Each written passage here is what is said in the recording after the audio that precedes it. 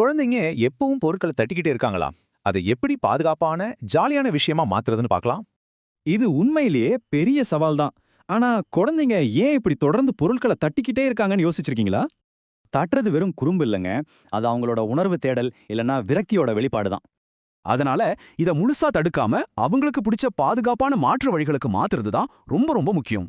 களிமண்ணை அடிக்கிறது அவங்க தசைகளுக்கும் மூட்டுகளுக்கும் ஒரு நல்ல அழுத்தத்தை கொடுத்து அவங்கள முழுமையா திருப்திப்படுத்தும். வீட்ல பிளாக்ஸ் அடுக்குவது இல்லனா ஜாலியான தாழ விளையாட்டுகள் மூலியமா இந்த எனர்ஜியை நீங்க ஈஸியா மாத்தி விடலாம்.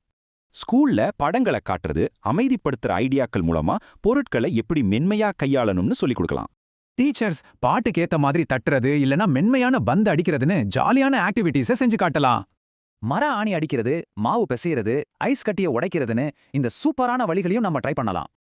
அந்த சத்தம் கேட்கிற ஆசைய ட்ரம்ஸ், வாட்டர் ஜைலோஃபோன் மூலமா ஒரு அழகான இசையாவே நாம மாத்திடலாம். சத்தமுள்ள சத்தமில்லாத பொல்லைகளை பிரிக்கிறது, அப்புறம் மென்மையான சுத்தியல் வச்சு விளையாடுறது அவங்களுக்கு பாதுகாப்பான உணர்வை தரும். வெறும் சத்தத்தை இனிமையான தாளமா கண்டிப்பா மாத்த முடியும். இன்னைக்கு உங்க குழந்தைக்கு எந்த ஐடியாவை ட்ரை பண்ண போறீங்க?